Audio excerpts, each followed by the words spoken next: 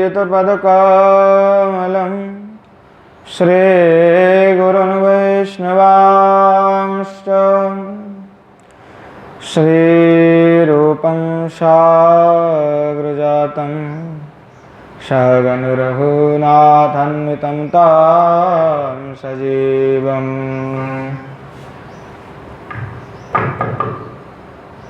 साद्वैतं सावधूतं परिजनसहितं कृष्णचैतन्यदेवं श्रीराधाकृष्णपादं सहगणललिता श्री विशाखान्वितश्च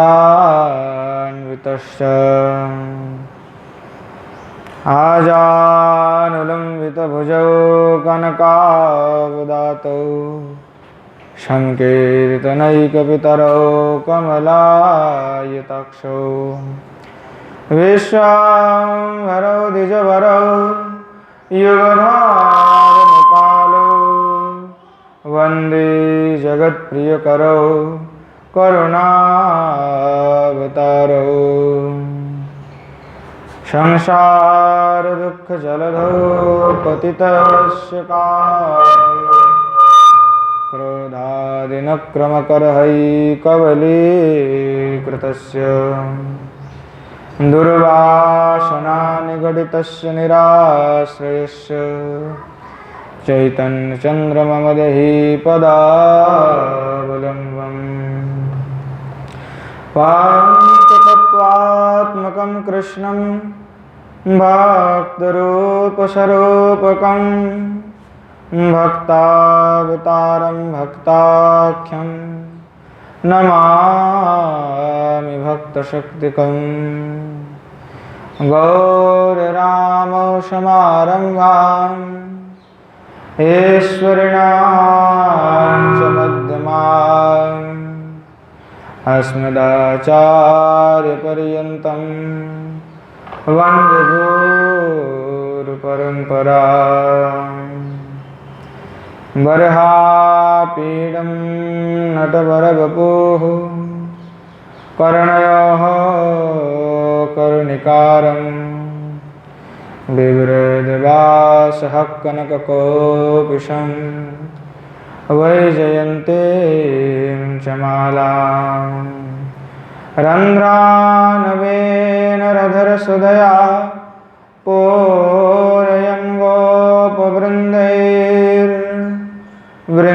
पूरयङ्गोपवृन्दैर्वृन्दारण्यं स्वपदरमणं प्राविशाद्गीतकीर्तिः वंशे विभूषितकरान् नवनीरदावात् पीताम्बराधरो नबिम्ब फलाधरष्ठात् पूर्णेन्दुसुन्दरमुखात् दरवेन्दनेत्रात् कृष्णात् परं किमपि तत्त्वमहं न जाने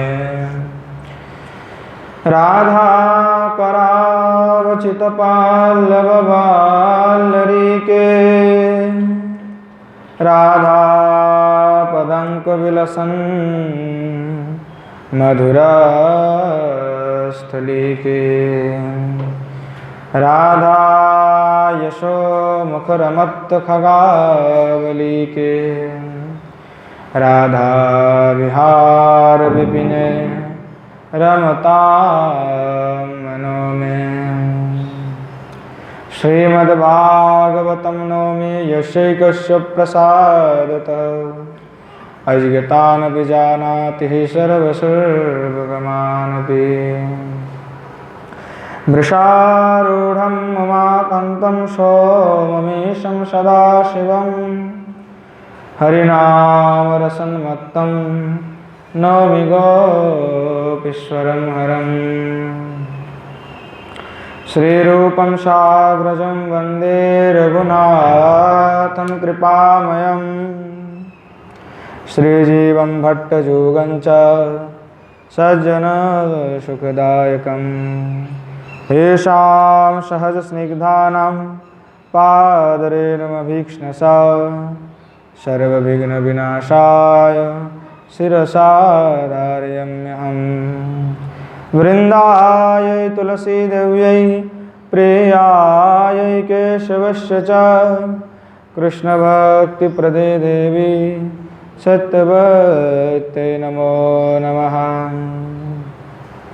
वाञ्छाकल्पतरुभ्यश्च कृपासिन्धुभ्यैव च पतितानां पावनेभ्यो वैष्णवेभ्यो नमो नमः। हरे कृष्ण कृष्ण कृष्ण हरे हरे, हरे राम राम राम हरे हरे।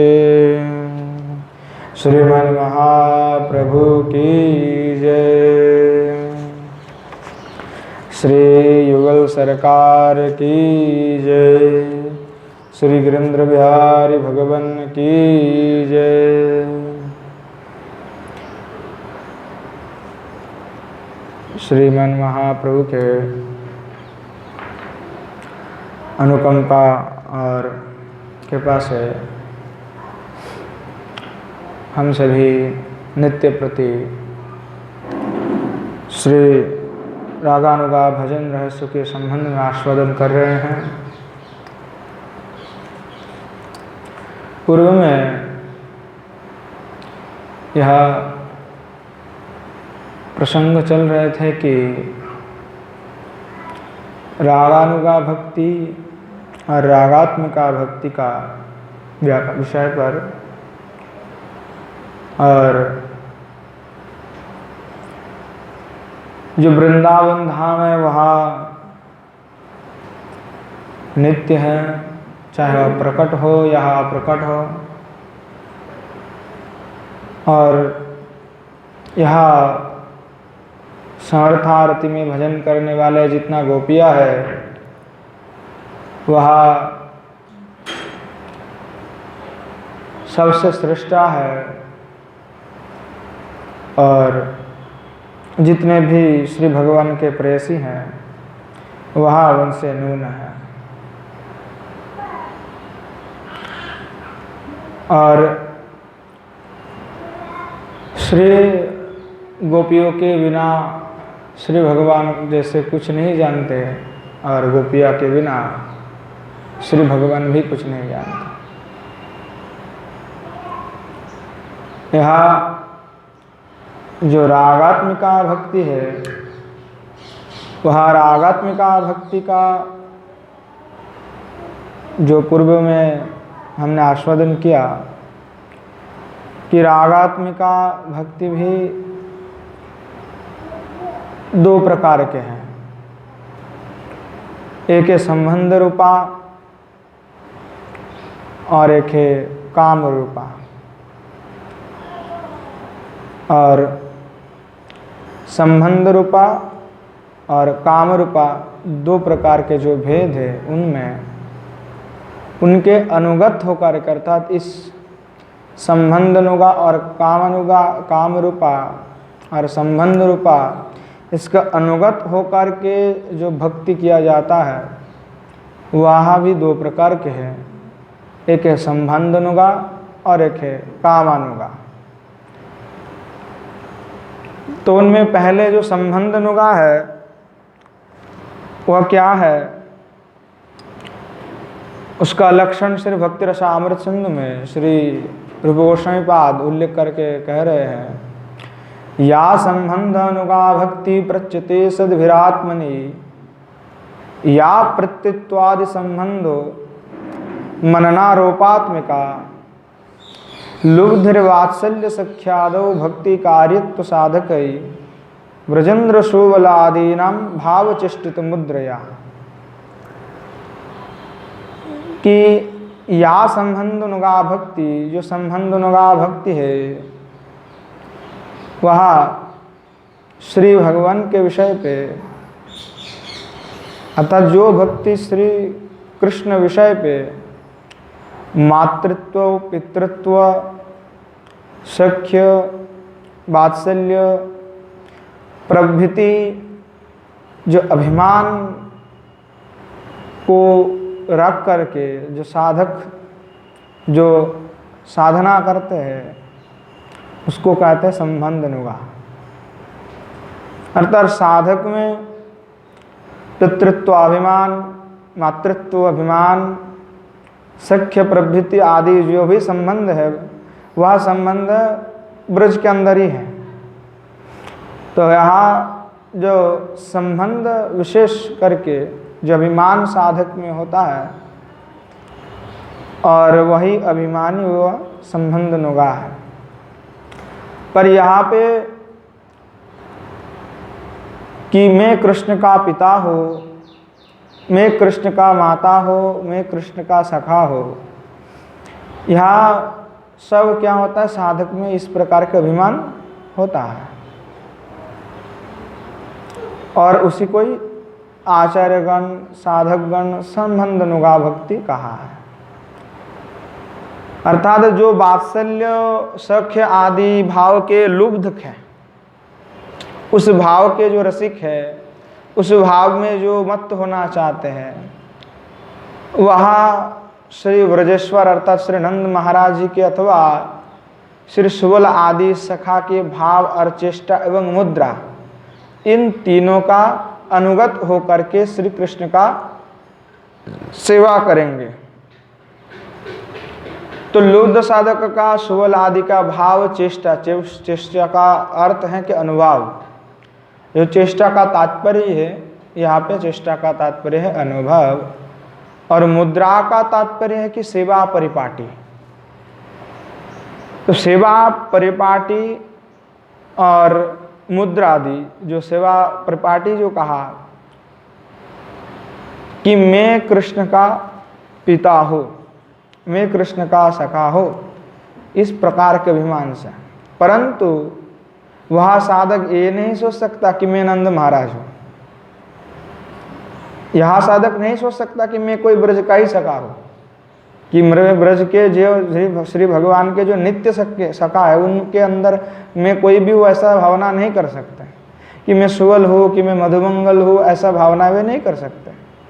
अगर यह करते हैं, यहाँ अभिमान करते हैं, तो यहाँ अभिमान ठीक नहीं है।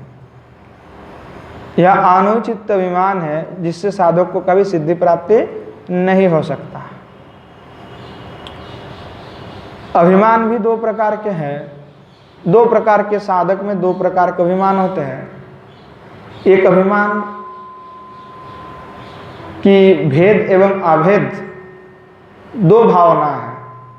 अभिमान दो भावनाएं हैं कि एक तो भेद है, एक अभेद है। तो श्री भगवान के जो पिता है उनमें अभेद मान करके कि मैं नंद महाराज हूँ अथवा मैं सखा हूँ, तो यह जो भावना है वह बहुत ही गर्हित भावना है। वह भावना बिल्कुल ठीक नहीं है।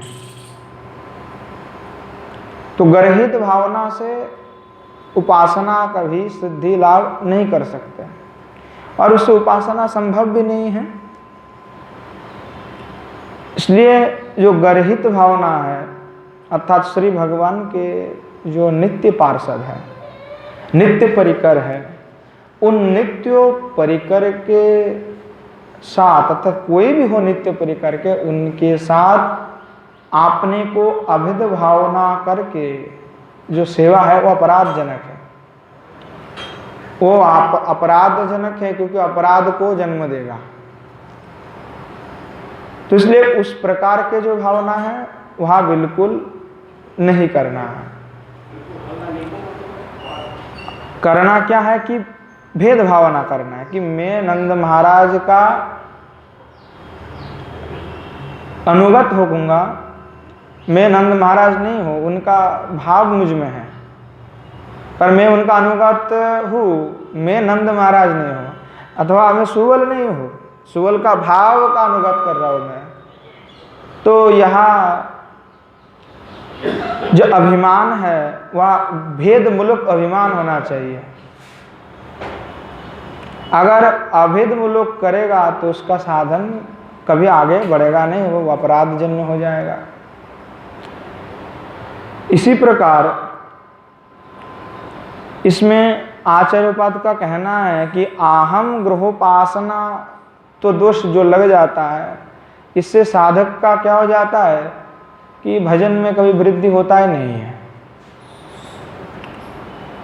और साधक की जो भाव, मुद्रा, चेष्टा, जो तीन प्रयोजन है, भाव है, चेष्टा है और मुद्रा है, तो वहाँ जो तीन हैं वहाँ कभी भी ठीक से ढंग से हो नहीं पाता है।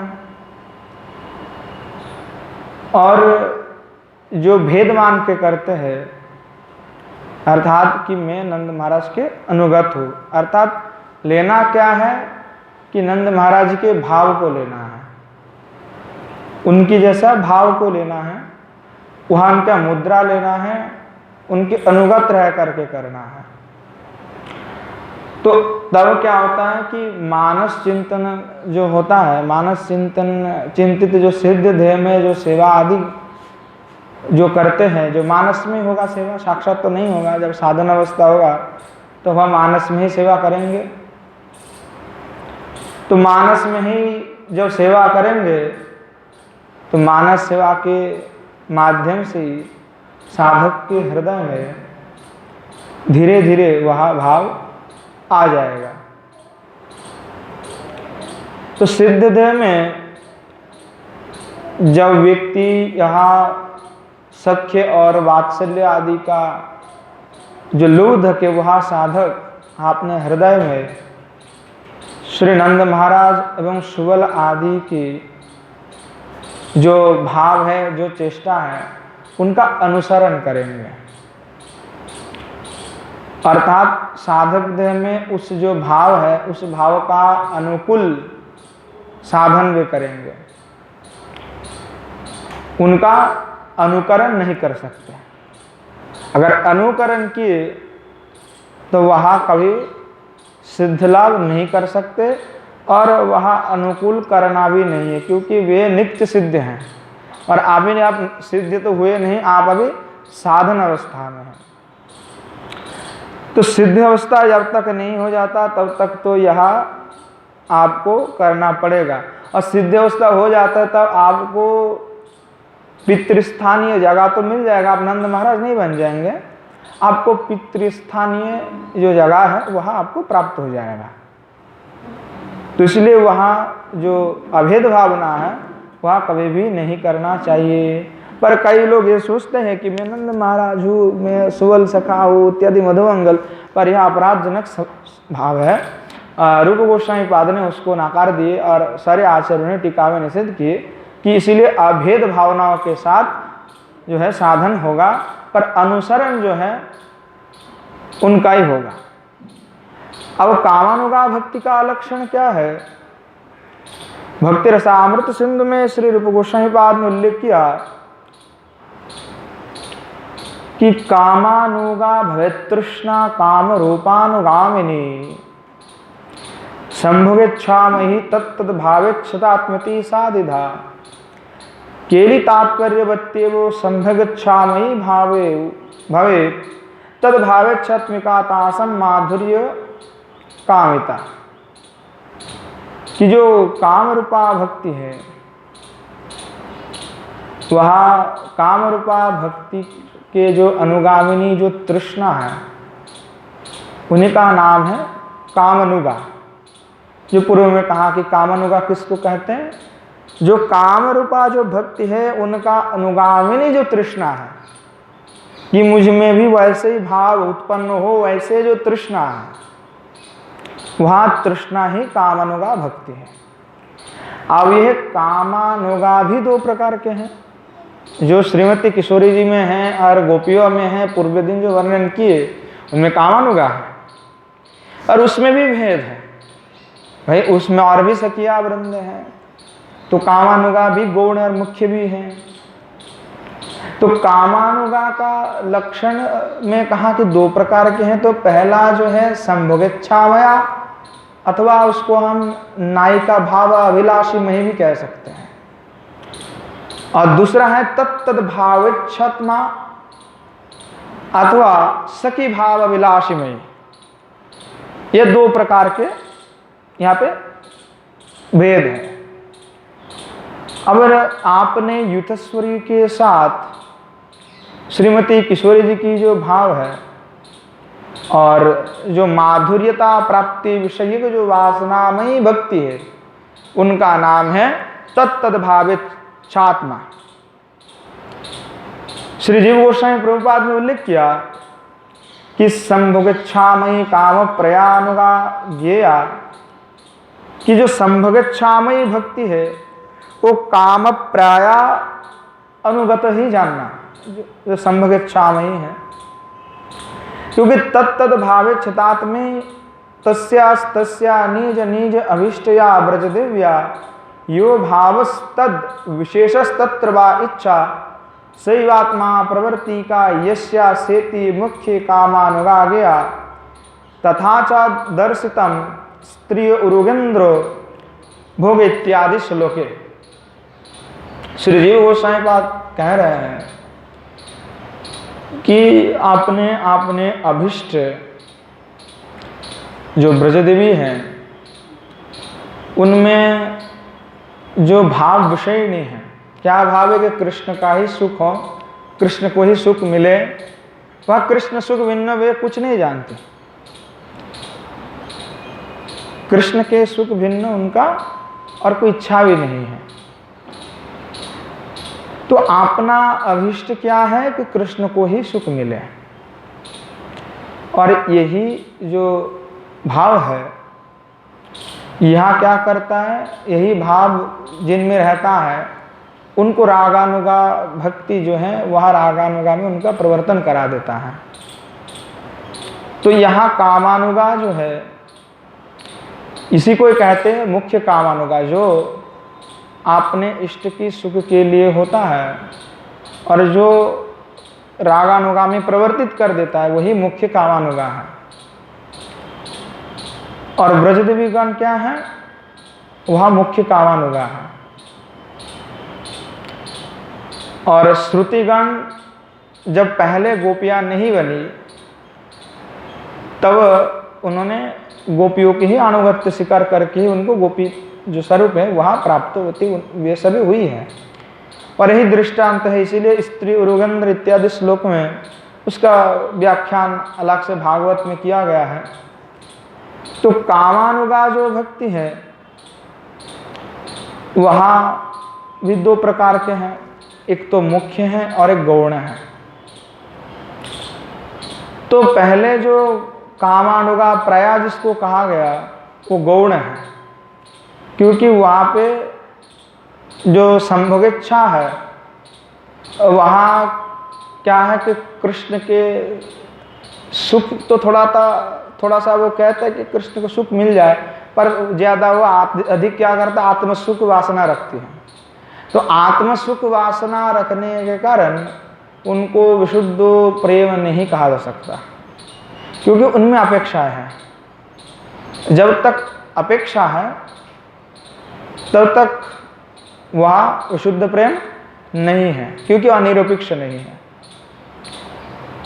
इसलिए जो संभोगेच्छा में ही जो कामानुगा उनकी साधन में ब्रज में श्री कृष्ण की सेवा प्राप्ति संभव नहीं है, क्योंकि वहाँ पे आत्मसुख की वासना होगा तो वहाँ पे कृष्ण का प्राप्ति संभव नहीं है, क्योंकि कृष्ण साक्षात होगा तभी वह भाव उत्पन्न होता है। जो काम प्राय है, जो कुब्जा में जो है, तो साक्षात कृष्ण होगा तभी संभव है। अब कृष्ण नहीं है तो वह संभव नहीं है। कृष्ण की दर्शन उन्होंने की तो उनको लगा कि जो कृष्ण को देख करके उनको लगा हाँ कृष्ण से मुझे मिलन हो जाए तो मुझे सुख प्राप्त हो जाएगा।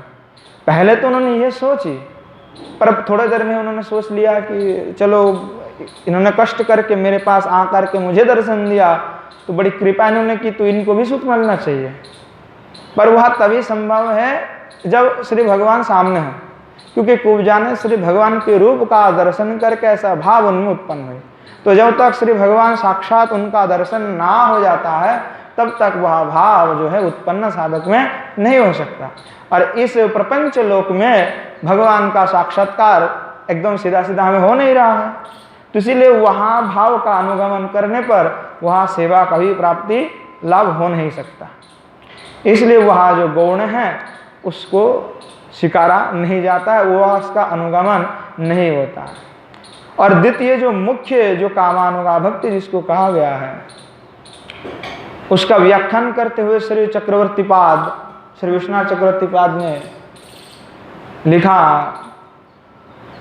आत्रो पूर्व व्याख्यता काम रूपा पदस्य काम प्रेरिता क्रियो परत्व दत्रापि साधक भक्तो निष्ठ तृष्णा पदस्य काम मय तृष्णा प्रेरिता क्रिया परत्वम वाच्यम, कि जो काम रूपा पद है वहाँ काम शब्द का पूर्व में व्याख्यान, वहाँ काम शब्द का अर्थ क्या है कि प्रेम विशेष है, अर्थात जो निरपेक्ष प्रेम है जिसमें तीव्र उत्कंठा है, तीव्र वासना है, तीव्र निष्ठा है, तीव्र रति है और विशेष है, वह काम है।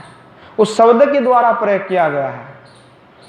यह वाक्य के ऊपर नहीं जाना है, वाक्य का प्रयोग हो रहा है, उस तात्पर्य को ध्यान देना है, उसका तात्पर्य ही कुछ भिन्न है। तो काम शब्द का अर्थ होता है कि प्रेम विशेष है, और कैसा विशेष प्रेम है तो अनिर्वचनीय है, यह हम निर्वाचन नहीं कर सकते वह कैसा विशेष प्रेम है, कैसा विशेष रस है। वो एक अति अद्भुत रस है, जो उस रस में रसिक है वह जान सकता है, और जो रसिक नहीं है वो नहीं जान सकता। ज्ञानी उस रस को आस्वादन नहीं कर सकता क्योंकि वह शुष्क है, तो रसिक ही उस रस को आस्वादन कर सकता है। तो इसलिए कह रहे हैं कि जो प्रेम विशेष है और जो साधक होता है उनका निष्ठा क्या होता है, तृष्णा होता है उनमें, किसका, इस प्रेम को पाने की। जो प्रेम विशेष है, ये जो रस है, उस रस विशेष को आस्वादन करने का जो तृष्णा होता है साधक में। तो यहाँ क्या होता है, जो व्यक्ति का जब यह साधन में कोई प्रवृत्त होता है तो साधक भक्त निष्ठ जो तृष्णा है, तो उस तृष्णा को क्या कहते हैं, काममय तृष्णा। और वहाँ काममय जो तृष्णा है वही भक्त को क्या करता है, भजन के लिए प्रेरणा देता है, उस रस में रसिक होने के लिए प्रेरणा देता है, क्योंकि उनमें वहाँ भावना है, वहाँ प्रेम है, तभी वो प्राप्ति करने का जो क्रिया है वो उनको कराएगा। तथा च ब्रज सुंदर निष्ठा कामो प्रेरिता या क्रिया तस्य अनुगामिनी अनुसारिणी वा साधक भक्त निष्ठ काममय तृष्णा प्रेरिता परिचर्यामयी सा कामानुगा भक्ति है। तो जो ब्रज सुंदरी अर्थात ब्रजगोपी हैं, उन ब्रजगोपियों का अनुसारिणी अर्थात ब्रजगोपियों का निष्ठा क्या है, श्री भगवान में है। और इनका प्रेरणा कहाँ से होता है, काम प्रेरिता। और काम शब्द का तात्पर्य क्या, प्रेम विशेष, अर्थात यहाँ जो अनिर्वचनीय विशेष मधुर अद्भुत रस के द्वारा प्रेरिता जो इनके प्रेम है, उस प्रेम की अनुगामिनी अर्थात अनुसारिणी कौन होगा, साधक।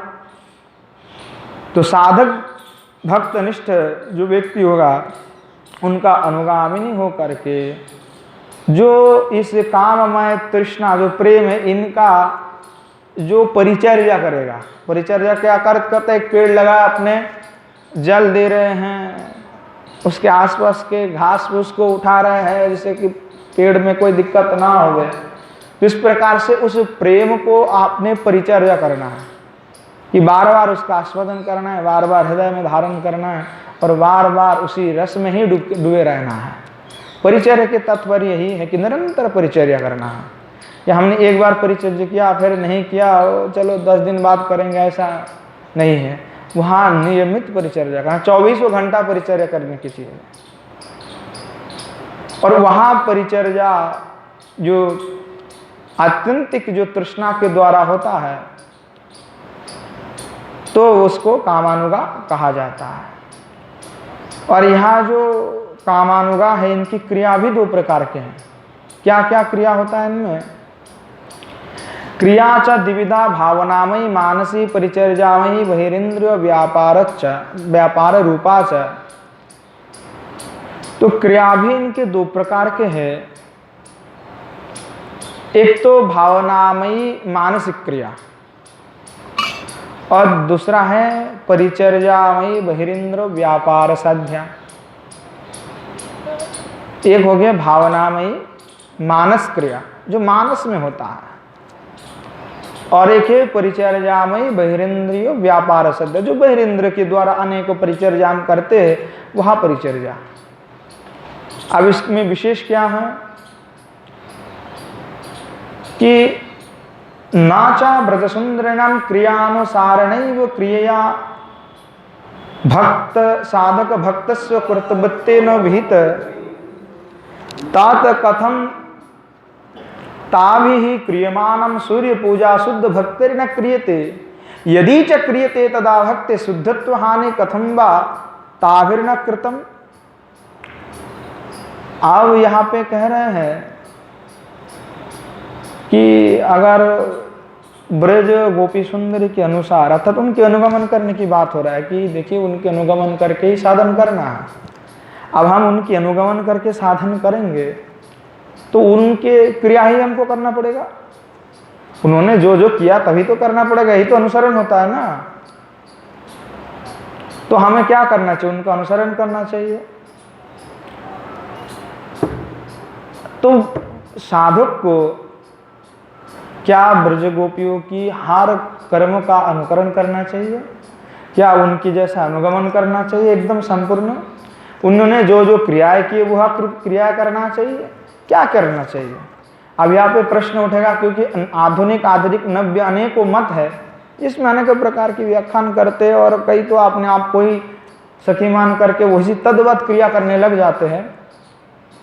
जैसे व्रत आदि नहीं करते कहते हम तो सखी बन गए हैं, हमें क्या जरूरत है व्रत आदि करने का, है ना, इत्यादि अनेक भावनाएं सिद्धांत देते हैं।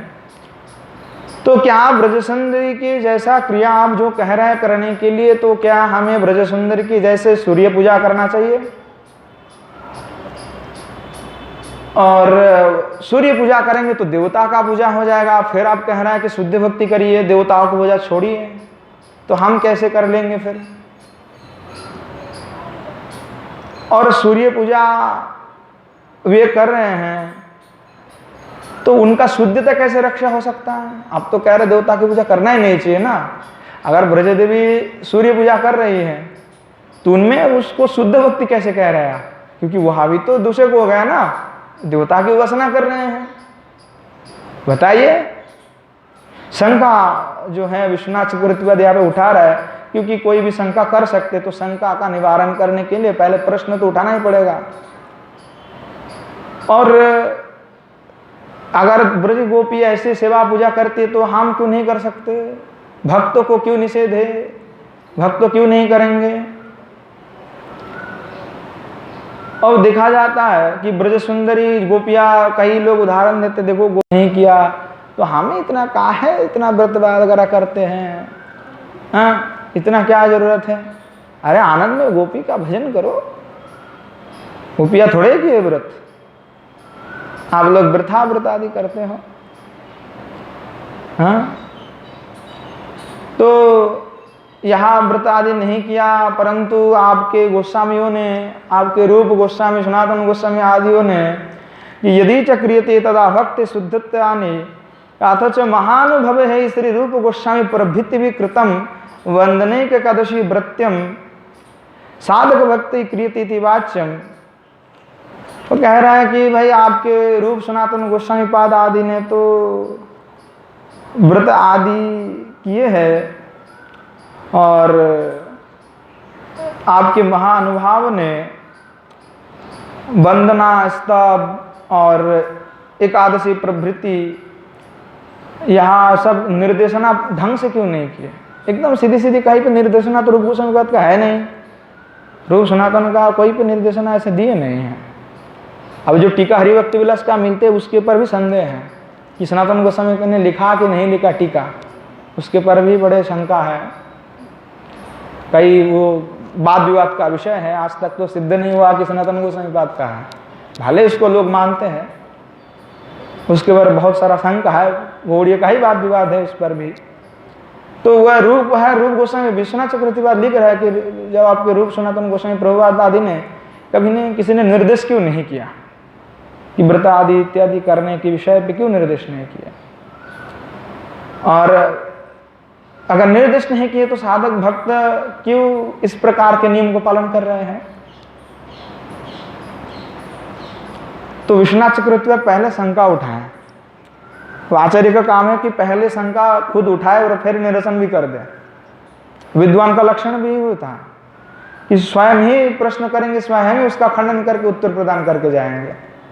तो विश्वनाथ चक्रवर्ती पहले स्वयं प्रश्न कर रहे हैं, स्वयं कोई अनुगामिनी अनुसारिणित्य इत्यर्थो न त्व अनुकारिणति व्याख्यात्वत्।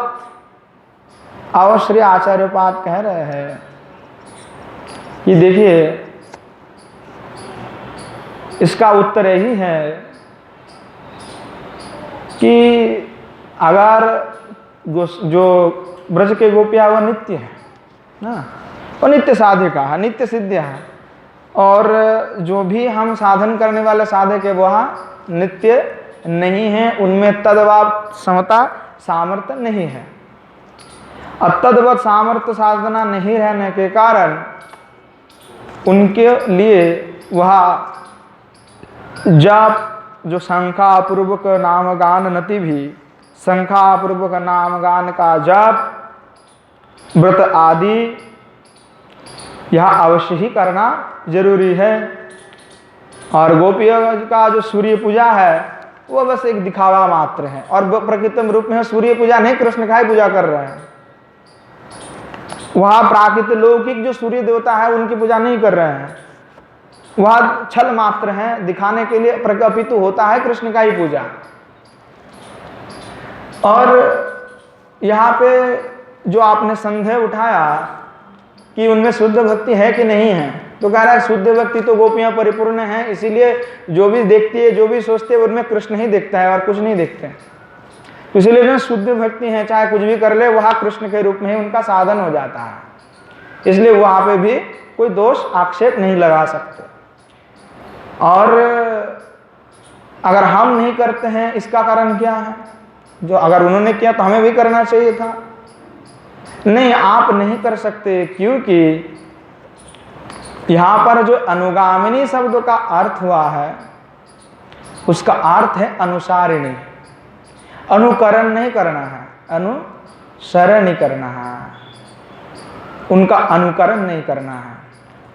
अर्थात भाव को ग्रहण करना है, केवल उनके जैसा सजना धजना नहीं है, उनके जैसा व्यवहार नहीं करना है, एकदम उनके जैसा लौकिक जगत में नहीं व्यवहार करना है, उनके जैसा वेशभूषा को धारण नहीं करना है, उनका अनुकरण नहीं करना है, उनकी भाव को केवल ग्रहण करना है, बाकी और कुछ नहीं लेना है। इसीलिए विश्वनाथ चक्रवर्ती कह रहे हैं कि अनुगमन का अर्थ यहाँ पे है आप उनका बस अनुसरण करें, बाकी आप उनका अनुकरण नहीं कर सकते। अगर आप अनुकरण कर रहे हैं तो वो अपराध है, और उससे आपको कभी सिद्ध, यह लोक में तो आपको बड़े ही मिल जाएंगे, लोग सोचेंगे अरे बहुत बड़ा बन गया महाराज, पर वहाँ कवटता है और उससे कोई फायदा नहीं है, असली में कुछ नहीं है, वहाँ सब दिखावा लोग देखेंगे, प्रपंच है, प्रपंच में लोग अच्छा भी लगता है, पर असली में आचार्योपाद का कहना वैसे भाव कभी सिद्ध हो ही नहीं सकता, और ऐसे भाव उन्हें कभी प्राप्त भी नहीं हो सकता। तो कहाँ से उनका सिद्धि लाभ होगा, कहाँ नित्य भाव होगा, कहाँ से क्या संभव है? संभव नहीं है।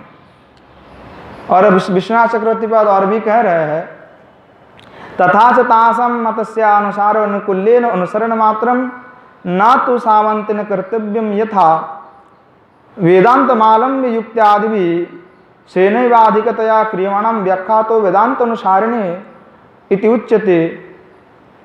एतेन पूर्व आधुनिकम सौरभ मतम औपि निरस्तम इति ज्ञेयम्।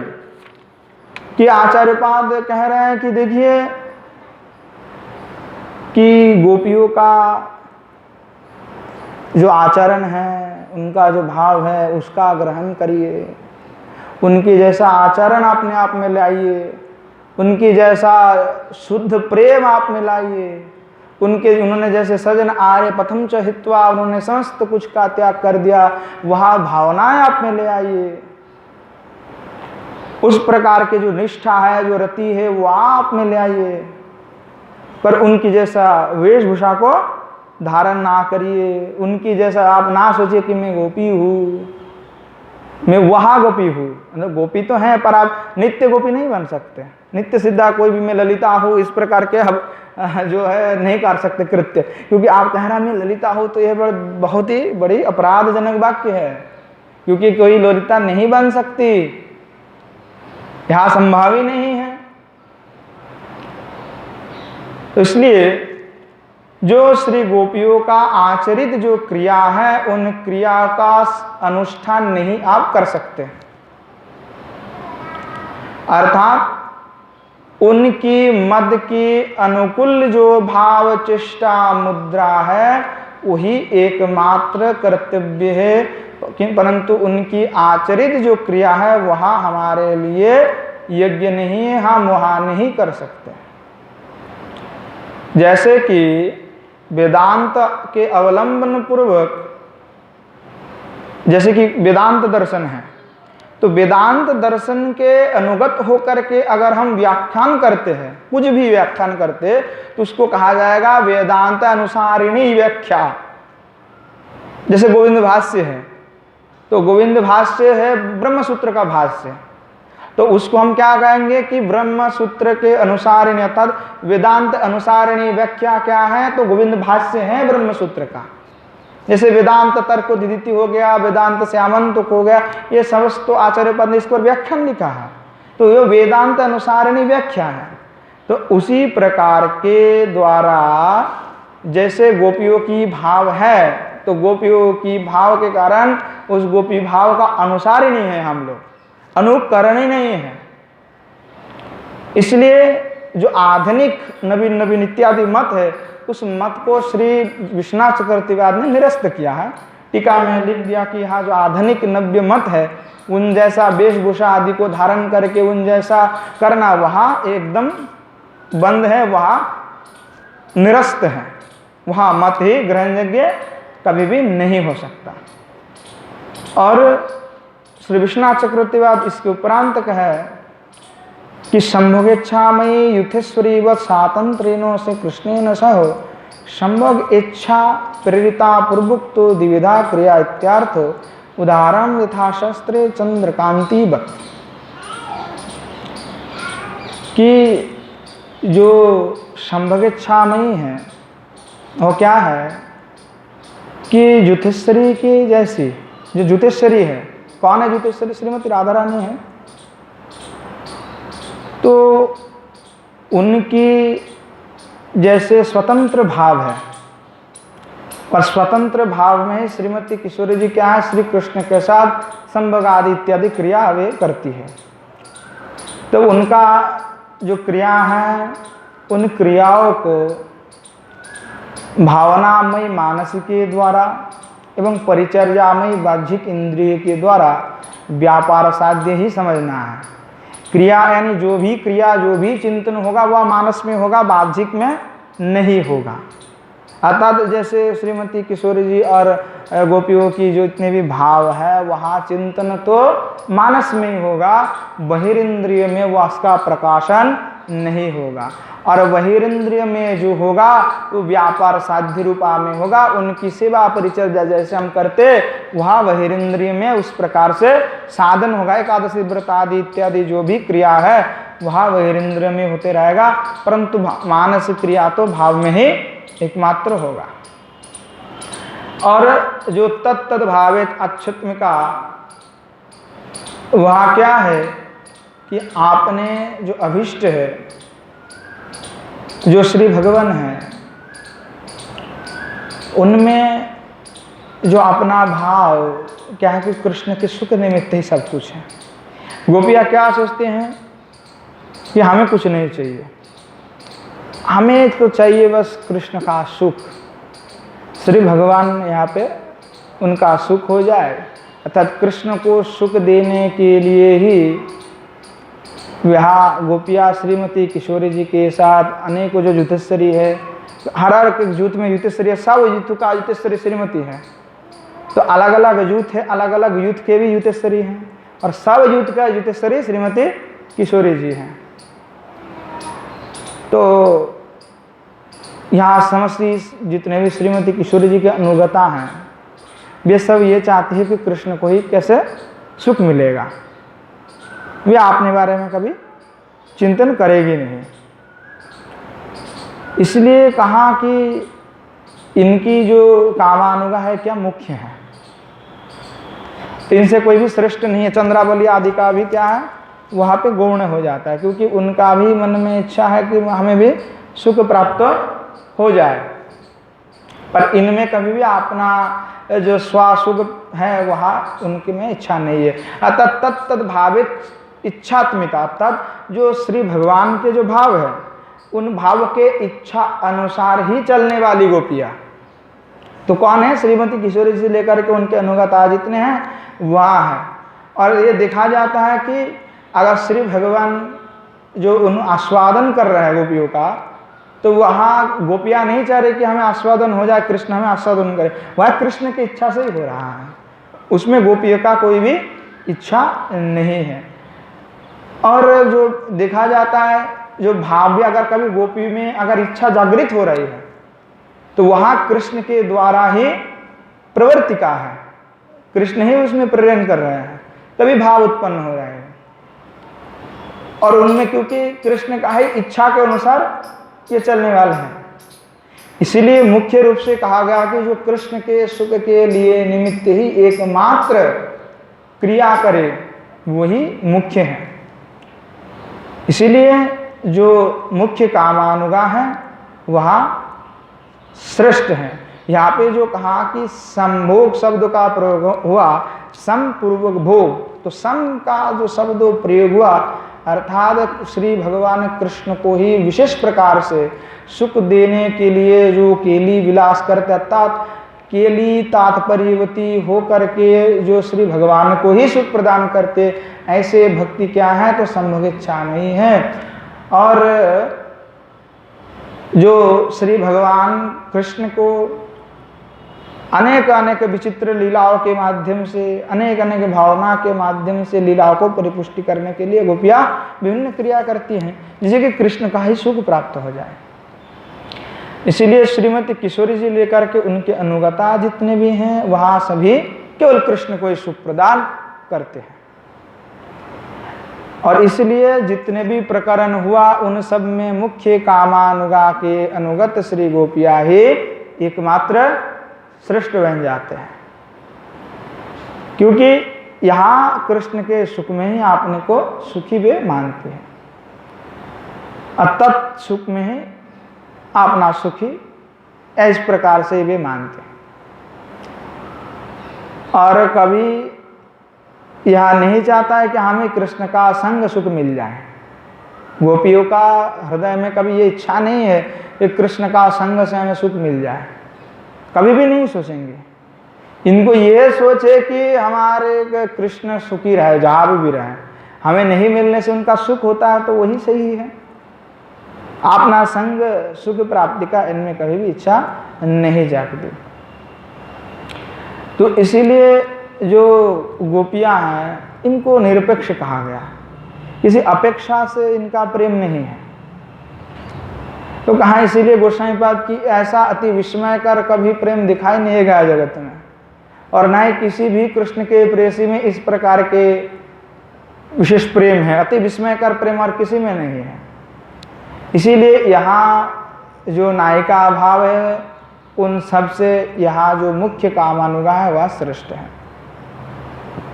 और यह कैसे हैं कि जैसे मानिए कि कभी श्री भगवान जो है किसी गोपियों के स्पर्श किए, तो एक गोपी की स्पर्श करने पर उनमें क्या होता है कि जैसे भाव उत्पन्न हुआ, क्या क्या, कम अश्रु, कंप, पुलक, शेद प्रभृति जो भाव उत्पन्न हुआ, तो वहाँ केवल एक गोपी में भाव नहीं उत्पन्न होते हैं, सब में भाव उत्पन्न हो जाती है। स्पर्श तो भले एक को किया पर भाव उत्पन्न सब में हो जाती है। कारण क्या है तो यहाँ है जो है तादात्म्यता है इनमें, एक दूसरे के साथ एकात्मता है, तादात्म्यता है इसमें। जैसे क्या होता है, लोहे के साथ अग्नि का तादात्म्यता होता है। अगर लोहे के, जैसे कि लोहे का एक बड़ा रॉड है, आपने इस कोने पे आग में धर दिया तो उस कोने पे भी गर्म लगेगा, तापित हो जाएगा वो। तो वहाँ इस प्रकार से है कि गोपियाँ एक दूसरे से तादात्म्य में है, आत्मा एक ही है, एक ही से सब जुड़े हुए हैं, कृष्ण का ही स्वरूप शक्ति है। इसीलिए श्री कृष्ण ही का सुख है और सभी का ही एक ही तात्पर्य है कि सभी कृष्ण को सुख देना चाहते हैं, कोई अपना सुख नहीं चाहते। और जब कृष्ण एक को ही स्पर्श करती है तो सब में, उस लोहे में अग्नि के भांति सब में वहां भाव उत्पन्न हो जाते हैं। तो इसलिए श्री चैतन्य चरितामृत में कहा कि कांत सेवा सुखपूर्व संभोग होइते सुमधुर। जो कांत सेवा है, जो गोपियों की भाव है, वह जो संभोग सेवा है, तद महिषी आदि की जो भाव है, उससे अधिक सुमधुर है, उसमें आनंद है। इसी प्रकार से सखीगण के सुहृद जो श्री कृष्ण के जो साक्षात संग ना होने पर भी उनमें जो एकात्म जो तादात्म्य होने के कारण किसी एक गोपी में स्पर्श अथवा किसी में भी श्री भगवान का प्रेम का उदय होने मात्र से सभी में है, वहाँ एक ही समय में उनमें एक ही भाव उत्पन्न हो जाते हैं कि कार्य कारण भिन्न देशताया असंगति। तो यहाँ क्या है, तो इस कहा गया ये संयोग कैसा है, जो श्री भगवान ने किसी एक गोपी को स्पर्श किया और सब में यह भाव उत्पन्न हुआ, तो कहा यह असंगति संयोग है। इसका भी प्रमाण क्या दिए, साहित्य दर्पण में बलदेव विद्याभूषण ने साहित्य दर्पण लिखा, तो साहित्य दर्पण में उन्होंने उठा है कि कार्य कारण और भिन्न देशता असंगति, अर्थात जो कार्य है और कारण है उसका भिन्नता होने पर भी जो गुण है वह कार्य में संक्रमित, जो करण का जो गुण है वो कार्य में संक्रमित हो ही जाता है। अर्थात किसी एक देश में अथवा भिन्न देश में स्थित होने पर भी, जैसे कि लोहे में अग्नि, तो एक देश में ही तो हम लगाए अग्नि, पर वो पूरा गर्म कहाँ हो रहा है, पूरा लोहे गर्म हो जाता है। तो इस प्रकार से एक देश में स्थित होने पर भी क्रिया है व्याप्त हो जाता है। तो गोपियाँ एकात्म होने के कारण जो अस्त्रो कंपो पुलक सेद प्रभृति जितने भी सात्विक का भाव उनमें एक ही में उदय होने पर सब में ही वह भाव उत्पन्न हो जाते हैं। इसीलिए क्या होता है, जैसे कि सखिया दूर में भी बैठी हुई हैं तो भी उनमें भाव उत्पन्न होगी, अगर घर पे बैठी है तो भी भाव उत्पन्न होगी। और कृष्ण कभी श्रीमती किशोरी जी के साथ केली विलास कर रहे हैं और उसको दूर से देखने वाले जितने सखी हैं, तो वो दूर में से देखने वाले सखी में भी वही भाव उत्पन्न हो जाएगा जो किशोरी जी में है, उनमें भी वही सुख प्राप्त हो जाएगी। अर्थात आनंद का जो अतिशय है, जो आनंद है, वह आनंद में जो मत्तता है, वह मत्तता समस्त गोपियां में ही उपस्थित हो जाएगी जो दूर से भी देख रही है। तो इसीलिए जो प्रिय नरम सखीगण है और उनकी अनुगत श्री रूप मंजरी प्रभृति की जो सेवा है, वहाँ सेवा को, प्रेम सेवा को ही मुख्य काम अनुगा कहा गया। इसीलिए बिला कुसुमांजरी में पहले श्लोक तम रूप मंजरी प्रतिता सुखे प्रेस में ना, उसी में श्रीमती श्री रूप मंजरी के बारे में उल्लेख है कि आप तो इस ब्रज मंडल में सबसे सती कह करके विदित हो, तो आपके श्री ओष्ठाधर पर क्या इस प्रकार से किसने मानो कोई सुख पक्षी ने दंशन किया हो, तो इस प्रकार के वाक्य भी वहाँ पे दिखाई पड़ता है। तो यहाँ श्री भगवान के कृपा का भी सौभाग्य कभी लाभ हो जाता है। श्रीमती किशोरी अगर चाहती है तो अलग से मंजरी को भी इस प्रकार के सौभाग्य प्राप्त हो सकता है। तो इसलिए कहा को ये है जो सखी के अनुगत होकर के श्री राधा कृष्ण की जो प्रेम सेवा है वह ही मुख्य कामानुगा है और उसी का ही अनुगमन करना चाहिए, उसी का ही अनुसरण करना है। अगर सखी भाव की अनुगत नहीं होकर के, अर्थात सखियों का अनुगत नहीं होकर के कोई अगर भजन करता है तो उससे वह भजन कभी सिद्ध नहीं हो सकता। और इसका सबसे बड़ा उदाहरण है लक्ष्मी विलास जो है, श्री नारायण बक्ष विलासिनी श्री लक्ष्मी। जो लक्ष्मी देवी है वहाँ श्री नारायण के वक्षस्थल पे भाले ही विलास करती है, परंतु उनको भी यह सौभाग्य प्राप्त नहीं हुआ, क्योंकि उन्होंने गोपियों का अनुगत्य नहीं स्वीकार किया। क्योंकि जब तक गोपियों की अनुगत्य स्वीकार नहीं होगा तब तक संभव ही नहीं है। इसलिए उद्धव आदि सब कहते हैं कि हमें गोपिका स्वरूप प्राप्त हो जाए, पर मिलती किसी को नहीं है, क्योंकि वहाँ यज्ञ भी नहीं है और गोपियों का अनुगत भी नहीं है। तो लक्ष्मी जी को भाले नारायण की सेवा मिल जाता है, परंतु यह ब्रज की सेवा नहीं प्राप्त। वहाँ चाहे जितनी अनंत काल तक भी तपस्या कर लेगी तब भी वह भावनाएं प्राप्त नहीं होगी, क्योंकि ब्रह्मा जी खुद आकर के, कृष्ण भगवान स्वयं आकर के कहा, जब तक कोई व्यक्ति गोपी का अनुगत होकर के उनकी शरणापन्न ना हो करके सेवा करेगा तब तक वह संभव ही नहीं है, उनके अनुगत होना ही पड़ेगा। नहीं हुआ तो वह संभव ही नहीं है। क्योंकि श्री भगवान के यहाँ जो गोपी है, यहाँ गोपियों का प्रेम क्या है, तो कैतव रहित है। इस मनुष्य लोक में कैतव रहित जो प्रेम है वह कहीं पे भी दिखाई नहीं पड़ता है। कोई अवरहियम प्रेमम नहीं यो मान ये यो यही हो कश्य विरह हो विरहे हुतस्मि कीजिए। यहाँ ब्रजभाषा के ही लिखे हैं रूप गोस्वामी पाद, जो उस समय में चलते थे। तो कहा कि जो कैवल्य रहित प्रेम है, कैतव रहित जो प्रेम है, वहाँ मनुष्य लोक में कभी भी दृश्यमान नहीं है। अगर है तो फिर विरह नहीं हो सकता। अगर कैतव रहित प्रेम है तो विरह कैसे रहेगा? क्योंकि आप क्या कह रहे हैं, हमारा कोई स्वार्थ नहीं, आप किसी से प्रेम की, आपका कोई स्वार्थ नहीं, तो मर जाए जी जाए उससे आपको क्या फर्क पड़ेगा? कौन सा विरह उत्पन्न होगा आपको? आप तो पहले ही कह रहे मुझे कोई फर्क ही नहीं पड़ता, मैं तुमसे प्यार करता हूँ तो ठीक है कर लो, मैं तुम तो कह रहा हूँ जरूरत ही नहीं है तुम्हारा। क्योंकि कैतव रहित है ना, कैतव का क्या अर्थ है? स्वार्थ रहित है कि तुम्हें चाहिए नहीं, तुम्हारे बिना ही प्रेम कर सकता हो, तो विरह कैसे उत्पन्न होगा भाई? होगा नहीं ना गोपियों की जैसा विरह। अगर कहते कल चलो मान लिया फिर विरह होता है, तो विरह में क्या करेंगे? जाके कोई ट्रेन के सामने खड़ा हो जाएंगे, नहीं तो आपने गले कोई फंद लगा लेंगे। ऐसे बहुत विरह दिखाई पड़ता है संसार में। कोई दोनों मिल करके ही मान लो कि एक ही रस्सी में टांग गए, हाँ, एक ही धागे में बांध लिया, तो यह प्रेम तो जगत में दिखाई पड़ता है जो कैतव के साथ युक्त है। और कह रहे हैं कि मानो कि संसार में भी कई ऐसे प्रेम हो गया जहाँ पे कैतव भी नहीं है, विरह भी, तो बोले ये इसके लिए तो जीवन धारण नहीं कर सकते व्यक्ति फिर जीवन धारण नहीं कर सकते। व्यक्ति का स्वार्थ होता है।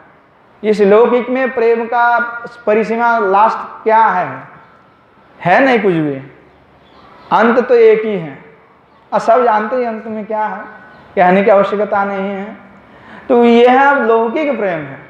और जो कैतव रहित जो प्रेम है गोपियों का, तो वहां निष्कपट है, निरपेक्ष है। गोपियां ये सोचती कि कृष्ण नहीं है तो भी हम जिएंगे, इसलिए जिएंगे अगर भविष्य में कृष्ण आए कभी तो। पर कृष्ण तो है ही वर्तमान में, नित्य ही ब्रज में है, कहीं तो गए नहीं है, पर उनका वहां विस्मरण किस लिए हो रहा है? रस पुष्टि के लिए, विचित्र रस आस्वादन करने के लिए वह हो रहा है। कि तो आपको देखने के लिए, आपकी आशा, आपको देखने के लिए इस आशा से मैं जीवित हूँ कि आप दोबारा आएंगे तो हम आपको दर्शन देंगे, आपका दर्शन हमें प्राप्त होगा, इस आशा से हम जीवित हैं। पर गोपियों का नित्य दर्शन हो रहा है, नित्य रास हो रहा है, नित्य विलास हो रहा है, फिर भी गोपियां भूल जा रही है। क्योंकि वही तो जोग माया का काम है, विस्मरण करा देना, तभी तो लीला रस का पुष्टि होगा। और हमेशा ही नित्य नित्य है। तो कहा रहे हैं कि श्री सनातन गोस्वामी पाद ने लिखा कि श्री भगवान का जो ब्रज में आविर्भाव हुआ, तो ब्रज में आविर्भाव होने से ही जो इनके श्री हैं वह अधिक अधिक और भी बढ़ गया। और जब श्रीमती किशोरी जी का आविर्भाव हुई तो कहा कि मानो कि अनंत कोटि लक्ष्मी साक्षात आकर के ब्रज में बस गए, क्योंकि समस्त गोपियां भी उनके साथ जन्म ले ली। और एक एक गोपियाँ कोई लक्ष्मी से कोई भी कम नहीं है, उनसे उच्च है। एक एक गोपियाँ जो है वह लक्ष्मी से भी सब श्रेष्ठ है। तो कहा अनंत लक्ष्मी का मानव समागम इस ब्रजमंडल में हो गया। और जब एक लक्ष्मी के पास इतने सारे धन हैं तो अनंत लक्ष्मी के पास कितने धन होंगे। तो बोला ब्रज की जो श्री है वह श्री मानो अनंत कोटि ही बढ़ गया। और कि बोले कि यहाँ ब्रज का जो प्रेम माधुर्य है, प्रेम के कारण इतना शोभायमान हुई, ब्रज खिल पड़े। तो कहा कि ब्रज के यहाँ गोपियों का जो प्रेम है वह किसी के माध्यम, किसी उदाहरण के द्वारा हम जितना भी प्रयास करेंगे वो संभव ही नहीं होता। उसको व्यक्त करने की तो गोपियों का जो विरह है वह व्याख्यान भी करने लग जाए तो समय बीतते जाए, वो व्याख्यान होते जाए बस। कि शोक मोहे च हृदयम प्रलापैरवधार्यते, कि विरह जब उत्पन्न होता है, जब श्री गोपी को त्याग करके, मतलब गोपियों को थोड़ा सा दिखाने के लिए श्री भगवान जब रासस्थली से गमन किए तो श्री कृष्ण के विरह में विधुरा जितने भी ब्रज गोपियां हैं यहाँ उनकी विरह में भी कृष्ण को स्वागत करके संबोधन करके प्रलाप करने लगे। और कैसे प्रलाप करने लगे? शोक मोहे च हृदयम प्रलापैव धार्यते, कर जैसे कि बारिश का मौसम हो और उस समय जो नदी है वह नदी क्या होता है, पूरा भर जाता है और उनके निकट में जितने भी वृक्ष हैं वहां सब क्या होता है, तटपूर्ण हो जाता है। और मानो कि नदी का एक इधर वाला सब दोनों ही तरफ ही जल और जल है, तो दोनों सब एक साथ मिल जाता है। तो कह रहा है कि इधर शोक भी हो रहा है, इधर मोह भी हो रहा है, तो दोनों ही मिलकर के एक हो गया। जैसे शोक हो रहा है तो रोना आ रहा है, और रोने से क्या हो रहा है, मूर्छा आदि दशा को हो रहा है, तो मोह प्राप्त, मोहता जो प्राप्त हो गया। तो हाँ, वह प्रलाप जो है वह व्यक्ति कर रहा है, प्रलाप के द्वारा जो शोक है वह थोड़ा सा किंचित लघु तो हो रहा है, और लघु होने के कारण जो शोक जैसे लघु हो जाता है तो मूर्छा दशा और भी बढ़ जाता है। तो गोपियों का यह दशा है कि इनमें विरह जब उत्पन्न होता है तो कृष्ण का प्रेम जो है पाने की इच्छा, कृष्ण को देखने की इच्छा, श्री भगवान के ऊपर जो प्रेम है अधिक और अधिक बढ़ जाता है, इनमें विशेष है। तो कह रहा है कि यहाँ श्री गोपियों का जो भाव है, जो विशुद्ध प्रेम है, वो किसी में संभव ही नहीं होता, चाहे जितने बड़े मुनि ऋषि आदि अब उसमें यहाँ भाव संभव नहीं हो पाता। इसीलिए व्याह केवल चाहते हैं कि कभी कभी हमें भी गोपी का ऐसी भाव मिल जाए, परंतु मिलना असंभव हो जाता है, क्योंकि वहाँ पे निरपेक्ष प्रेम है, क्योंकि कोई साधना लभ्य है ही नहीं। जब तक गोपियों का अनुगत नहीं होंगे तब तक वह संभव ही नहीं है। और केवल अनुगत होने का तात्पर्य क्या है कि अनुगत होने का तात्पर्य केवल उनके भाव को ही नहीं लेना, उन्होंने भाव लिया पर उनकी जो स्थिति है उस स्थिति में जाना पड़ेगा। ऐसे स्थिति में आचार्यपाद कह रहा है उस प्रकार के संसार के समस्त बंधन से छूटना पड़ेगा, विषय से मुक्त होना पड़ेगा। जब तक विषय है तब तक प्रेम कैसे उत्पन्न हो जाएगा, संभव नहीं है। तो विषय से तो पहले उत्तीर्ण होना पड़ेगा। सजन आर्य पथम चहित्वा, यहाँ त्याग कैसे कर देंगे, लौकिक लोक में व्यक्ति इसको कैसे त्याग कर देंगे। इसीलिए कहा रहा है कि वेदांत आदि समस्त शास्त्र व्यक्ति पढ़ लेता है फिर भी वहां भाव नहीं जागृत होगा हृदय में, वह तो प्रेम से जागृत होता है। वेदांत के अधिकारी कोई हो व्यक्ति हो जाएगा, वेदांत पढ़ ले भाले, ब्रह्मसूत्र पढ़ लेंगे, उसमें क्या है, दुनिया भर के भाष्य पढ़े हुए हैं, पढ़ते रहो, क्या फायदा, कुछ नहीं है। जब तक प्रेम नहीं है तब तक कुछ संभव नहीं है। और प्रेम कब होता है, जब विषय से मन छूटता है तब प्रेम होता है, और जब विषय में मति लगा हुआ है तब तक प्रेम संभव ही नहीं है, वो दिखावा प्रेम हो जाता है। हम बस कहते तो है कि कृष्ण को प्रेम करता, असली में करते ही नहीं है। अगर करते तो कृष्ण के लिए ही सब होता, पर हम आत्म सुख में भी डूबे हुए हैं। पति पुत्र संसार बंधन में ऐसे बन चुके हैं कि कृष्ण के लिए 10% भी नहीं बचे हुए प्रेम। अब 90% हमने इधर उधर सब लगा दिया, 10% जो खाली था वही कृष्ण को दे रहा है, वो भी ठीक ठाक से नहीं, तो तब कैसे संभव है? तो गोपियों ने तो अपना समस्त कुछ समर्पण ऐसे कर दिया, एक क्षण भर में सब कुछ समर्पण कर दिया, और ऐसा वैसा कहा कि आत्म के लिए भी नहीं चाहिए, ये थोड़ा सा भी नहीं रखे अपने पास, सब पूर्ण। तो जब तक वह पूर्ण सबको समर्पण नहीं किया जाता तब तक वह संभव ही नहीं है। इसीलिए जो गोपियों का यह महादिव्य भाव है, महाप्रेम है, वह साधारण के लिए तो लभ्य नहीं हो पाता है। वह इस प्रकार से कहा कि विरहत्याग्नि भीतो यम मृत्यु शन विमुंचति प्राणो पक्षिणम एतद्वि निश्चितेभ्यम दयानिधे, कि गोपिया श्री भगवान को कहा रहे हैं कि हे भगवान, आप ही तो हमारे एकमात्र जीवन है, आपके सिवा हमारा कोई गति है ही नहीं, अगर आप हैं तो हम हैं। हे दयानिधे, हे भगवान, आपके विरह में हमारे जो प्राण पक्षी है अर्थात प्राण है वह मानव प्रज्वलित हो चुके हैं। मृत्यु रूपी जो शोन पक्षी अर्थात बाज है, जो बाज पक्षी होता है, मृत्यु रूपी जो हमारे विरह अग्नि के भय में भीत होकर के हमारे प्राण पक्षी को ही त्याग कर दिए। क्या भाव है! गोपिया कह रहे हैं आपने प्राण को पक्षी के समान, जैसे कबूतर होता है पियोजन, तो कह रहा है कि जैसे कबूतर होता है, वो कह रहा है कि जैसे हमारे प्राण एक पक्षी की तरह है।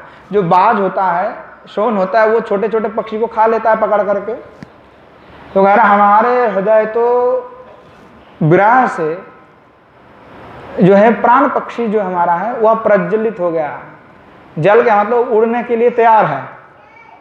अब ये शोन पक्षी क्या है, वह मृत्यु स्वरूप है, पर हमारे जो पक्षी हैं वह प्रज्वलित हो गया। प्रज्वलित क्या होता है? जैसे दीप को, दिया को प्रज्वलित किया जाता है, तत् अग्नि निष्कासित हो रहा है। विराग्नि का इतना प्राकर्ष है कि अब शोन रूपी जो मृत्यु है अर्थात बाज है, वह हमारे प्राण को जब पकड़ने के लिए आए तो हमारे विरहाग्नि की ताप से वहां जो मृत्यु है, मृत्यु रूपी जो स्वर्ण पक्षी है, वो स्वयं ही मर गया। वो लेने तो हमें आ रहे थे पर हमें नहीं ले पाए, स्वयं ही वहीं पे भस्म होकर के मृत्यु को प्राप्त कर लिए। और इसलिए हे भगवान, हम आपने विरहाग्नि को क्या वर्णन करें कि यो निदारुण हमारे यहाँ संतप है, हमारे हृदय के जो यहाँ व्याथा है, इस व्याथा में तो हमारे निकट आने वाले सब कुछ अपने आप ही भस्म हो जाता है। श्री रामनारायण विद्यारत्न महाशय भाव विवाहकृत में उन्होंने लिखा कि साक्षात जो भगवान है वहाँ भी ब्रज की गोपियों की महिमा कीर्तन करते हैं कि हम आपके पास ऐसे ऋणी हैं कि वह ऋण कभी चुकाना संभव ही नहीं है। आपने यहाँ जो सजन आर्य पद का त्याग किया, वह लौकिक जगत में कोई व्यक्ति आज तक नहीं किया। भगवान के कितने भक्त हुए, अनेकों भक्त हैं, अनेकों भाव के हैं, अनेकों प्रकार से श्री भगवत दर्शन हुए हैं, पर उन सब में विशेषता अगर तटस्थ होकर के विचार करते हैं तो ब्रज के जो कृष्ण हैं उनके जो रस है, उस रस को आस्वादन करने वाला भक्त की संख्या बहुत ही न्यून है। उस भाव को प्राप्ति करने वाले का जो संख्या है वो बहुत न्यून ही है, क्योंकि वैसे भाव को प्राप्त करना सबकी वश की बात नहीं हो पाता है। इसीलिए जो ब्रज सुंदर की है, श्री भगवान है, वह इस ब्रज में गोपियों के साथ अनेक विचित्र लीलावे कर रहे हैं और उन विचित्र लीलाओं का रस का आस्वादन वही लोग कर सकते हैं जो इन रस में रसिक हुए हैं। और मुख्य कामानुगा का अनुगमन करने वाला ही वो रस को समझ सकता है। अगर उनमें संबंध अनुगा भजन की भावना है और गौण कामानुगा है, तब वह संभव नहीं उस रस को समझना। इसलिए मुख्य कामानुगा का ही अनुगमन करना है। और हमारे श्रीमन महाप्रभु मुख्य कामानुगा का ही अनुगमन किए हैं। और हमारे गौड़ीय संप्रदाय में समस्त आचार्योपाद ने ही उस मुख्य कामानुगा का ही अनुगमन किए हैं। किसी ने गौण संबंध युक्त आदि का अनुगमन नहीं किया है। तो तात्पर्य यही है कि अगर करना है तो जो मुख्य कामानुगा है उसी का ही एकमात्र अनुगमन करना होगा।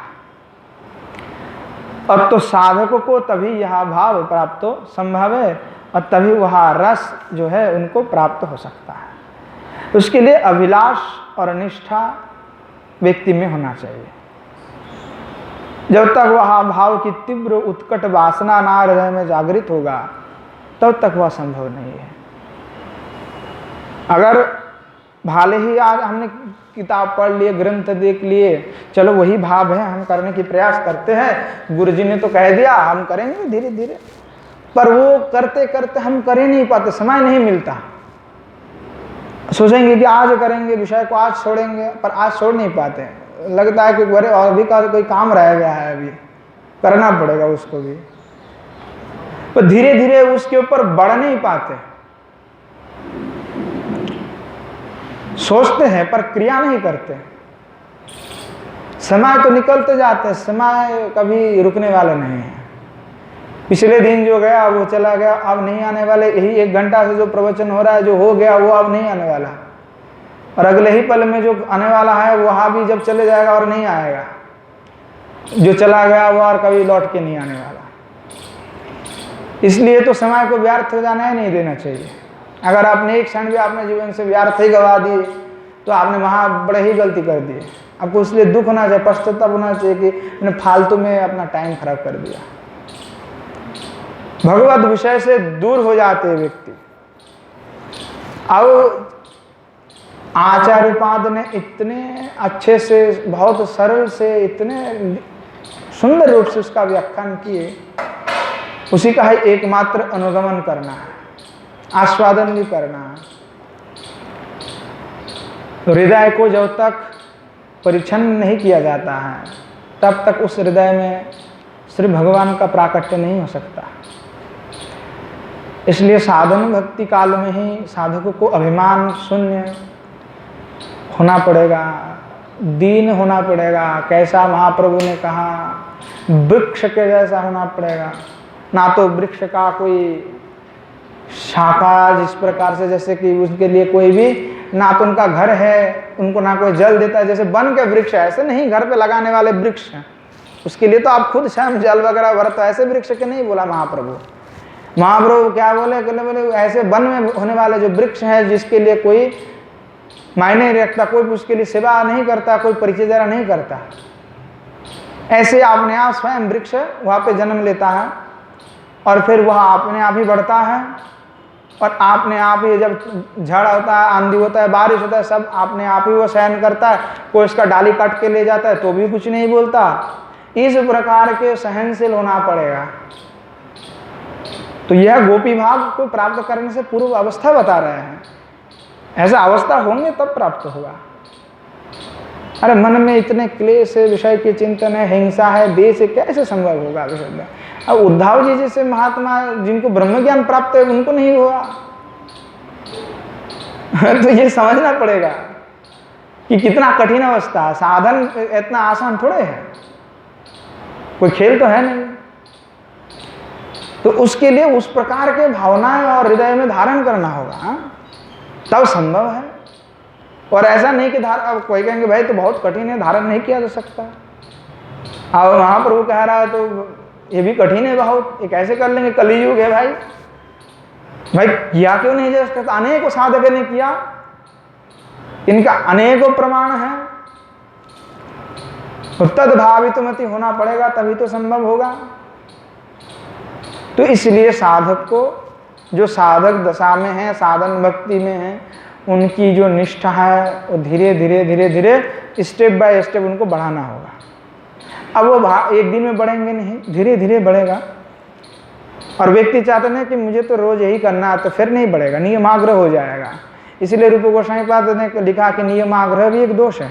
अत्याहार प्रयास प्रजल्प नियमाग्रह, जो नियमाग्रह दोष है कि हम जहाँ पे है वहीं पे रहेंगे, आगे नहीं बढ़ेंगे, वो नियमाग्रह है। अगर हम रोज 16 माला करते तो अनंत काल तक यही करेंगे, ऐसा नहीं है।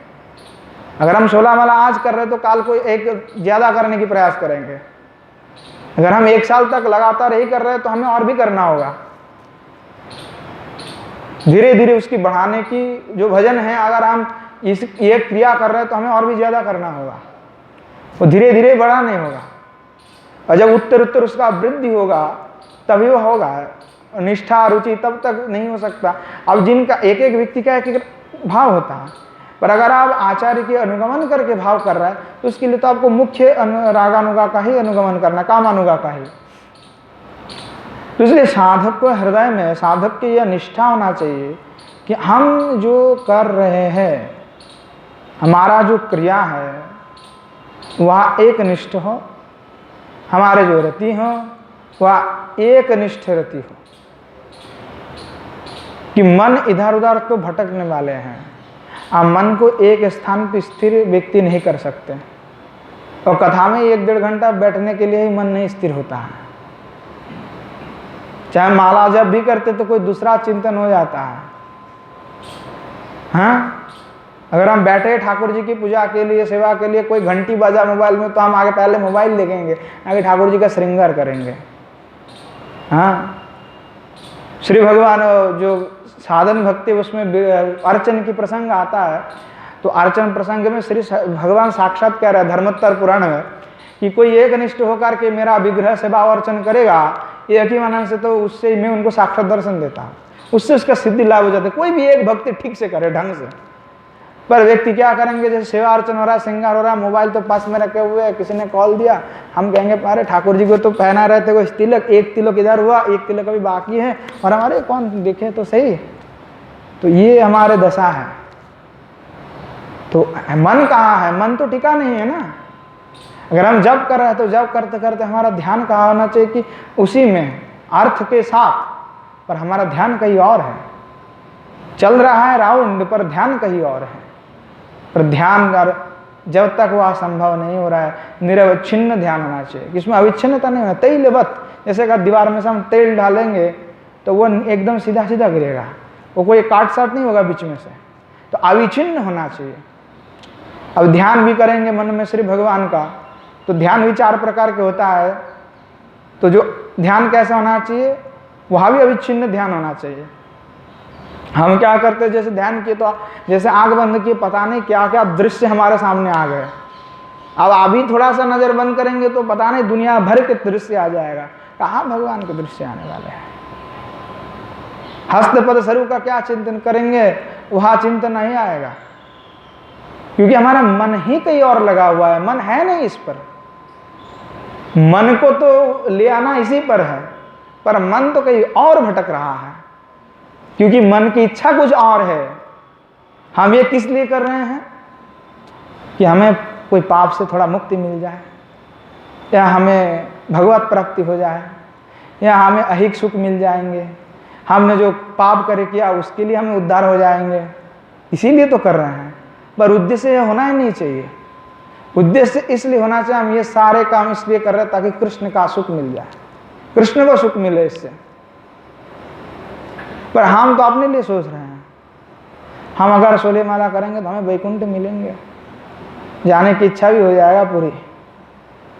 हाँ, तो ये भावनाएं नहीं होना चाहिए। भावनाएं तो होना चाहिए श्री भगवान सुखी हो जाए। ये कर रहे हैं तो श्री भगवान से, आप तो भगवान के हैं ना, जीव किसके दास है? कृष्ण के नित्य दास है। हाँ भाई, दास को कोई छोड़ता थोड़े है। तो आपको जब छोड़ेगा नहीं कभी, तो आपको आपने बारे में क्यों चिंता?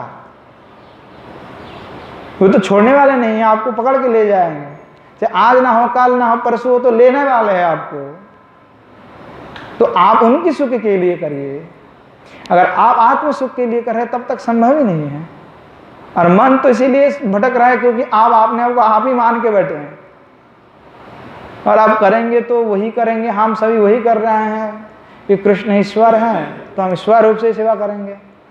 अब वो ईश्वर रूप से तब तो कोई भाव हो ही नहीं सकता, होगा कैसे ईश्वर भावना से? तो ये जो है बहुत गुह्य विषय है। आचार्य पद ने बताया कि जो सेवा होता है वह तो तद्भावित मत होकर के होगा, वहां पर ऐश्वर्य का ज्ञान है नहीं, केवल प्रेम है और एक निष्ठता है। अगर सेवा कर रहे हैं कोई भी सेवा तो उसमें तन मनस को होना चाहिए।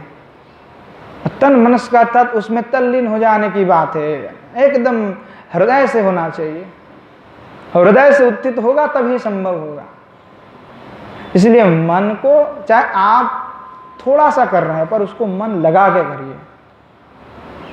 जो ज्यादा की जरूरत नहीं, हमें दिन में हम 2 लाख 2.5 लाख 4 लाख कर लेंगे और धड़ाधड़ बोलते गए, पता नहीं किस ये आदमी नहीं है कुछ नहीं, हम तो संज्ञा पूर्ण करना था कर दिया हमने, पर उसमें क्या फायदा? और उसमें मन ही नहीं लगाया आपने, अपने हृदय ही नहीं लगे तो कैसे प्रसन्नता? आपको ही प्रसन्नता नहीं मिला होगा, भगवान को प्रसन्नता कैसे मिलेगा? आप खुद ही स्वयं संतुष्ट नहीं हुए।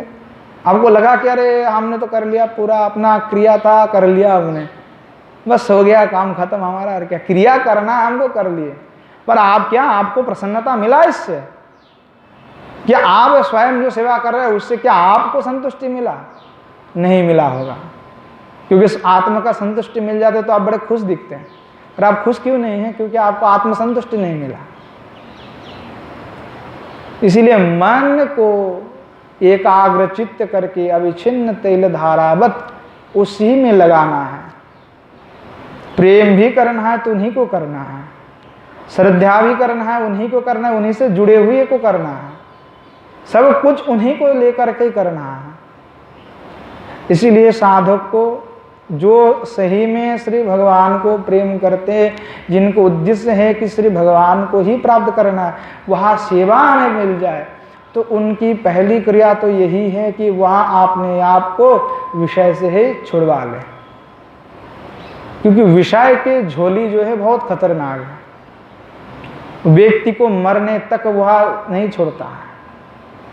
और बार बार इसीलिए सुनाया जाता है ताकि व्यक्ति छोड़े, क्योंकि अनंत काल से भोगते आ रहा है वो, चाहे हम जितनी बार भी बोलेंगे लोग अरे चलो ये तो हम सुन लिए महाराज जी, वो दूसरे दिन भी सुनेंगे, तीसरे दिन, अबे चौथा दिन, 5वां दिन, ऐसे तो हम महीनों सालों तक सुनते रहेंगे, पर फायदा कुछ नहीं होगा, क्योंकि हम तो करने वाले है ही नहीं। हमको तो सुनना है तो सुन लेंगे, पर क्रिया तो होना चाहिए व्यक्ति को। सुनने से क्या होगा? हजारों लोग सुन सकते, परिवर्तन किसका आएगा? जो उसका मूल्य देगा, वो अपने जीवन में उसको उतारेगा। उतारना तो सबके लिए है, साधक अपने हृदय में उतारेंगे। इसीलिए गोपियों का जो महाभाव है, वो महाभाव दशा को इसलिए प्राप्त करता है क्योंकि वो निरपेक्ष हैं, वह कोई अपेक्षा के विहीन है, विषय के साथ कोई लेना देना नहीं है। और जितने और भी प्रेयसी हैं, अनेक भक्त, उनका थोड़ा विषय से लेना देना है, किसी दूसरे संबंध से भी जुड़े हुए हैं, इसलिए उनका प्रेम महाभाव दशा को प्राप्त नहीं कर सकता। किसी का तो अनुराग तक ही सीमित है, किसी का प्रेम तक, किसी का भाव तक, किसी का रति, यही बस सीमा है सबका। पर गोपियों का सीमा तो महाभाव है और उसके आगे और कुछ है नहीं। इसलिए उस महाभाव को प्राप्त करने के लिए उस महाभाववती गोपियों की जैसी आचरण व्यवहार, उनकी जैसे त्याग तितिक्षा, उनकी जैसी पूरा प्रेम, विशुद्ध प्रेम अपने हृदय में होना होगा, तभी वह प्रेम को प्राप्त करना संभव है। इसीलिए गोपी की अनुगत होकर अर्थात गोपी भाव को अंगीकार पूर्वक जो भजन की फल, भजन के माध्यम से गोपी का देह प्राप्त होता है। इसीलिए गोपी की अनुगत्य में भजन ही रागानुगा भक्ति है और वही गोपी भाव की एकमात्र चरम विकास है। उसी से गोपी भाव जो है प्राप्त होता है। तो गोपियों का प्रेम महिमा श्री आचार्य उपाध्याय ने रास पंचाध्याय में इसका विस्तारित व्याख्यान किए है। आज समय हो गया है तो इसमें हमारा जो मधुर रति और उनका विकास कैसे संभव होता है जो स्थायी भाव है उसके संबंध में हम आगे आस्वादन करेंगे। क्योंकि जो पूर्व में हमारा जो धीरे धीरे क्रम हुआ उसमें पहले तो रागमार्ग की बात हुआ, रागानुगा रागात्मिका, उसमें संबंध का संबंधनुगा, कामानुगा, कामरूपा, कामप्राया, वृंदावन की नित्य स्थिति इत्यादि सब वर्णन हो चुका है। अब गोपियों का जो स्थायी भाव है, मधुर रति का जो स्थायी भाव है, उस विषय में आस्वादन आगे करेंगे। आज यही पे विश्राम देते हैं। जय जय श्री राधे श्याम निताय गौर हरि बोल। श्रीमन महाप्रभु की जय। श्रीमन महाप्रभु के समस्त पार्षद वृंद की जय। श्री नवद्वीप धाम की जय। श्री युगल सरकार की जय। श्री गिरिंद्र बिहारी भगवान की जय। श्री गिरिराज गोवर्धन की जय। श्री यमुना मैया की जय। श्री वृंदावन धाम की जय। श्री पंडित बाबा की जय।